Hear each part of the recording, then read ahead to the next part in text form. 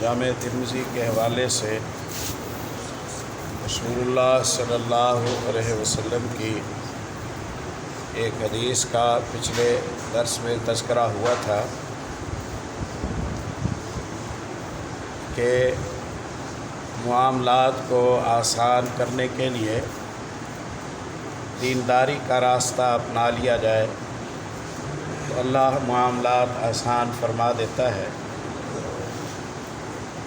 جو شخص ہوس کا، حرص کا، لالچ کا، حب دنیا کا اسیر ہو جائے، اس کے ہاتھ اگرچہ دولت سے بھر جائیں، دلی سکون سے ایسا شخص محروم رہتا ہے۔ حقیقی دلی سکون، سکونت، برکتیں، خوشیاں یہ اللہ نے دینداری کی زندگی میں رکھی ہیں۔ اللہ اپنا کرم فرمائے، ہمیں سچا دیندار بنائے۔ اسی ضمن میں نبی مکرم صلی اللہ علیہ وسلم کی ہم تعلیمات میں دیکھتے ہیں کہ آپ صلی اللہ علیہ وسلم نے زندگی کے معاملات کو تکلفات سے دور رکھا، اور آپ صلی اللہ علیہ وسلم فرمایا کرتے تھے ہلک المتنطعون، ہلک المتنطعون، ہلک المتنطعون۔ متنطع بالآخر ہلاک ہو جاتے ہیں، متنطع بالآخر ہلاک ہو جاتے ہیں، متنطع بالآخر ہلاک ہو جاتے ہیں۔ فسئل عنہ، آپ سے درخواست کی گئی کہ وضاحت فرمائیے یہ متنطع کون ہوتا ہے؟ آپ صلی اللہ علیہ وسلم نے فرمایا متنطع وہ ہوتا ہے جو معاملات میں تکلف سے کام لیتا ہے۔ تکلف سے کام لینے والے لوگ عموماً ہلاک ہو جاتے ہیں، ہار جاتے ہیں، اپنی زندگی کو مشکلات کا شکار کرتے ہیں۔ ہم اس کے برعکس نبی مکرم صلی اللہ علیہ وسلم کی زندگی میں سادگی دیکھتے ہیں، سچائی دیکھتے ہیں، آسانی دیکھتے ہیں، تعلیمات میں نرمی دیکھتے ہیں۔ صحیح بخاری کتاب النکاح میں حدیث آتی ہے، یہ جب آیت نازل ہوئی نا وَامْرَأَةٌ مُؤْمِنَةٌ إِنْ وَهَبَتْ نَفْسَهَا لِلنَّبِيِّ إِنْ أَرَادَ النَّبِيُّ أَنْ يَسْتَنْكِحَهَا خَالِصَةً لَكَ مِنْ دُونِ الْمُؤْمِنِينَ۔ اللہ کے نبی ہم آپ کو ایک اجازت دے رہے ہیں، اگر کوئی ایماندار عورت یہ خواہش کرے کہ وہ آپ کے نکاح میں آ جائے اور آپ کی بھی مرضی ہو کہ چلو ٹھیک ہے اسے ہم اپنے نکاح میں لے لیتے ہیں، تو ہماری طرف سے اجازت ہے، کوئی گنتی کی قید نہیں ہے۔ آپ جسے اپنے نکاح میں لینا پسند کریں اور وہ آپ کے نکاح میں آنا چاہے، آپ کے لیے آزادی ہے۔ خالصۃ لک من دون المؤمنین، یہ بس اجازت آپ کو ہے، باقی کسی کو نہیں۔ اعلان عام ہو گیا۔ اس اعلان کو سن کر کتب احادیث میں کئی خواتین کا تذکرہ آتا ہے جو پیارے نبی صلی اللہ علیہ وسلم کی خدمت میں حاضر ہوئی اور انہوں نے یہ خواہش ظاہر کی کہ اللہ کے نبی آپ ہمیں اپنے عقد میں لے لیں۔ آپ تشریف فرما ہیں، خولہ بنت حکیم رضی اللہ تعالی عنہ آپ صلی اللہ علیہ وسلم کی خدمت میں حاضر ہوئی اور آ کے آپ صلی اللہ علیہ وسلم سے عرض کیا انی وہبت نفسی لکا، میں آپ کے نکاح میں آنے کی خواہش مند ہوں، اگر آپ کی مرضی ہو تو میری اس خواہش کی تکمیل فرما دیجیے۔ آپ صلی اللہ علیہ وسلم خاموش تشریف فرما رہے، وہ دیر تک کھڑی رہی عورت۔ آخر آپ کے ساتھیوں نے اشارہ کیا بی بی بیٹھ جائیں۔ آپ بیٹھ کے اٹھ کر جانے لگی۔ آپ صلی اللہ علیہ وسلم نے اس سے فرمایا کہ میں مزید نکاح کا خواہش مند نہیں۔ دیگر کتب حدیث میں آتا ہے کہ آپ نے فرمایا البتہ اگر تم چاہو تو میں کسی مناسب جگہ پر تمہارا نکاح کر دیتا ہوں۔ اس نے آپ صلی اللہ علیہ وسلم کے سامنے رضامندی کا اظہار فرمایا۔ ایک ساتھی آپ صلی اللہ علیہ وسلم کا وہاں بیٹھا ہوا ہے، اس نے کہا ان لم یکن لک بہا حاجۃ فزوجنیھا، اللہ کے نبی اگر آپ اس خاتون سے نکاح کے ضرورت مند نہیں ہیں تو مجھے نکاح کی ضرورت ہے، اس عورت کا نکاح مجھ سے فرما دیجیے۔ آپ صلی اللہ علیہ وسلم کی عورت سے پہلے اجازت لے چکے تھے، تو آپ صلی اللہ علیہ وسلم نے اس لیے عورت سے نہیں پوچھا، آپ نے اس سے کہا کہ شادیوں پر حق مہر کا خرچہ کرنا پڑتا ہے، تمہارے پاس حق مہر کے لیے کیا ہے، جاؤ کوئی شے لے آؤ۔ اس نے کہا میرے پاس کچھ بھی نہیں ہے۔ آپ نے فرمایا نکاح میں حق مہر تو دینا ہوگا، کچھ نہ کچھ تو لاؤ۔ کہا میرے پاس صرف یہ 2 چادریں ہیں جن سے میں نے اپنے بدن کو چھپایا ہوا ہے، اور کوئی شے نہیں ہے، آپ چاہیں تو ایک چادر میں اپنی بیوی کو بطور حق مہر دے دیتا ہوں، دوسری اپنے پاس رکھ لیتا ہوں۔ آپ نے فرمایا تو نے چادر اسے دے دی، جلستا ولا ردا لکا، تو اس حالت میں بیٹھے گا کہ تیری چادر ختم ہو جائے گی، اور اگر تو اپنے پاس چادر رکھتا ہے تو وہ حق مہر کے بغیر رہے گی۔ جا کچھ تلاش کر، التمس ولو خاتما من حدید، جا تلاش کر، کچھ نہ ملے لوہے کی انگوٹھی ملے وہی لے آ، لانا پڑے گا کچھ۔ مختلف طرق کے حدیث میں آتا ہے بندہ گیا، اس کے پاس لوہے کی انگوٹھی بھی نہیں تھی، واپس خالی ہاتھ آ گیا۔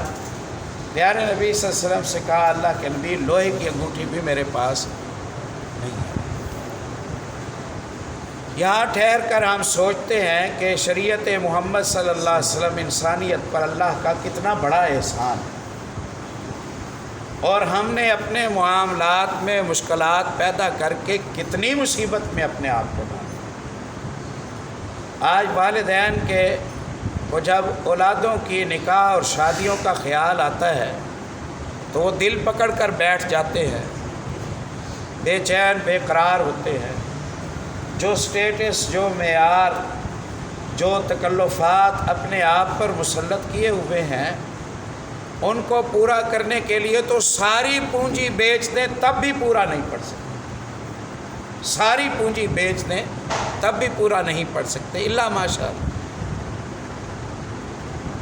اس لیے ایک شادی کے بعد 10 سال کا ریسٹ کرنا پڑتا ہے، عمریں 30 سال سے اوپر ہو جاتی ہیں، بالوں میں سفیدیاں آ جاتی ہیں، لیکن ہمارا معیار زندگی پورا نہیں ہوتا۔ اور یہ ایسی مشکل ہے کہ جو ہماری قوم پر بہت زیادہ، ہماری قوم اس سے دوچار ہے۔ اللہ اپنا کرم فرمائے، سب کے مسائل کو حل فرمائے، اور جہاں جہاں ہماری بے سمجھی کا دخل ہے ہمیں غور و خوض کرنے کی توفیق نصیب۔ اور یہ جملہ معترضہ کے طور پر بات آئی ہے، ہم جس خیالاتی معیار کو پہنچنے کی کوشش کرتے ہیں، سچی بات یہ ہے کہ وہ صرف ہمارا خیال ہوتا ہے۔ دنیا اپنے تکلفات سے تھکی ہوئی ہے، ہم بزدل واقع ہوئے ہیں، ہم ڈر جاتے ہیں، ہم گھبرا جاتے ہیں، لوگ کیا کہیں گے، لوگ کیا کہیں گے، لوگ کیا کہیں گے۔ گھبراہٹ کی وجہ سے ہم اپنی طاقتوں سے 10 گنا بڑا وزن اپنے آپ پر ڈال کے اپنے آپ کو مشکل میں ڈالا، جبکہ ہم نے اپنی کل زندگی کے تجربے ایکسپیرینس میں کسی شخص کو نہیں دیکھا، کسی نبی کو نہیں دیکھا جس سے ساری انسانیت راضی ہو۔ تو ہم کس دوڑ میں لگ گئے ہیں لوگوں کو راضی کرنے کے لیے؟ لوگ تو راضی ہوئے ہی نہیں آج۔ کبھی راضی نہیں ہوئے. سارے لوگ تو رب پر راضی نہیں. ہم لوگوں کو راضی کرنے کے لیے اپنے آپ پر اضافی بوجھ کیوں ڈالتے ہیں؟ خوشی خوشی اطمینان سے، بغیر دباؤ کے، بغیر پریشانی، جو آسانی سے بوجھ اٹھا سکیں بسم اللہ، کوئی حرج کی بات نہیں، اٹھا لیں. اور جو طاقت میں نہیں ہے اس کی فکر نہ کریں. لوگ کسی کو معاف نہیں کرتے، لوگ کسی سے خوش نہیں ہوتے. یا وہ کہتے ہیں یہ بخیل ہے، یا وہ کہتے ہیں یہ فضول خرچ ہے. دونوں نہ کہیں تو وہ سرد جنگی میں خود مقابلے میں شروع ہو. اس سے بہتر کر کے دکھانا ہے، اس سے بہتر کر کے دکھانا. تو یہ خیالاتی خرابی ہوئی نا. اب بندہ نکاح کرنا چاہتا ہے، مدینے کی یہ نبی صلی اللہ علیہ وسلم کی مسجد ہے، آپ کے ساتھی ہے، ان میں سے کوئی نہیں ایسا بھئی تو بے روزگار ہے، تیرے پاس 1 روپیہ نہیں ہے، تیرے پاس سر چھپانے کی جگہ نہیں ہے، تو نکاح کی خواہش کرتا ہے. بھلا اس طرح ہوتی ہیں شادیاں؟ کیا اس طرح شادیاں بھلا ہوتی ہیں؟ کسی کو حیرت نہیں ہوتی، ہو جاتی تھی شادی. یہ چیزیں تو اب ہم نے سیکھی ہیں نا، جس کی وجہ سے اب ہم پریشان ہو گئے. التمس ولو خاتم من حدید، جا لوہے کی انگوٹھی مل جائے وہی لے آ. کہا نہیں ہے لوہے کی انگوٹھی. اچھا، آپ نے فرمایا ما کا من القرآن، قرآن کتنا یاد ہے؟ قرآن کتنا یاد؟ قال سورۃ کذا و سورۃ کذا و سورۃ کذا. فلاں سورت بھی یاد ہے، فلاں بھی یاد ہے، فلاں بھی یاد ہے. آپ صلی اللہ علیہ وسلم نے فرمایا زوجتکہا بما معک من القرآن، میں نے اس عورت کو تیرے نکاح میں دے دیا، اس کے بدلے تو نے حق مہر مؤجل دینا ہے. اس کے بدلے تو نے حق مہر جو دینا ہے فی الحال تیرے پاس نہیں ہے، وہ حق مہر قرضہ ہوگا، وہ حق مہر قرضہ ہوگا. اور قرضہ کیا ہے؟ قرضہ جو تیری تنخواہ بنتی ہے اس کی کٹوتی ہو جائے. تجھ سے مزدوری لیں گے، تو مزدوری کرے گا، تو کام کرے گا، تیری تنخواہ بنتی ہوگی، یہ تنخواہ تیری بیوی تجھے نہیں دے گی، کیونکہ تو نے حق مہر والا قرضہ اسے دینا ہے. اللہ کے نبی کیا مزدوری مجھے کرنی پڑے گی؟ آپ نے فرمایا زوجتکہا بما معک من القرآن، جتنا قرآن تجھے یاد ہے اتنا قرآن تو اسے سکھا. اب سکھانے والے کی تو تنخواہ بنتی ہے، سکھانے والے کی تو تنخواہ بنتی ہے. آج لوگ مسئلے اٹھائے پھر رہے ہیں، وہ کہتے ہیں یہ قرآن پڑھاتا ہے اسے تنخواہ نہ دو، وہ نمازیں پڑھاتا ہے اسے نہ دو، وہ جمعہ پڑھاتا ہے اسے نہ دو. یہ بھلا کوئی بیچنے کی چیز ہے؟ یہ بھلا کوئی بیچنے کی؟ کیا تو نے پیسے دے دیے، قیمت چکا دی، حق ادا کر دیا، کام برابر ہو گیا؟ اللہ سے ڈرے.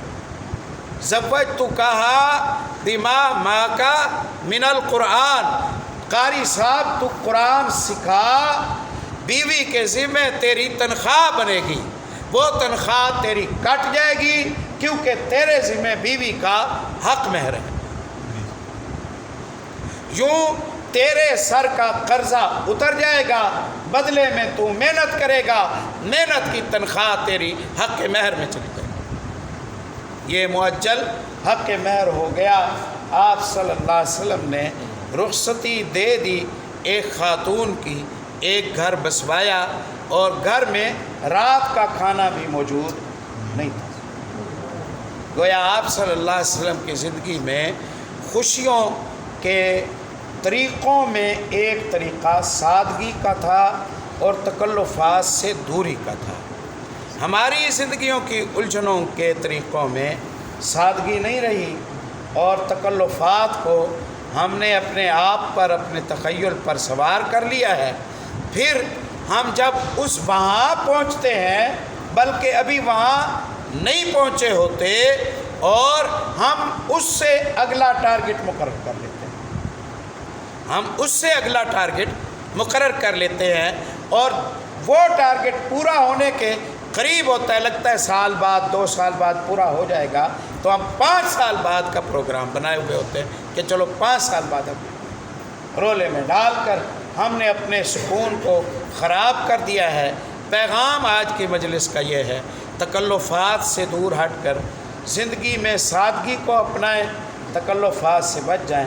اللہ اپنا کرم فرمائے گا، برکات اور خوشیوں سے آپ کے دلوں اور آپ کے گھروں اور آپ کے گھرانوں کو بھر دے گا۔ اللہ عمل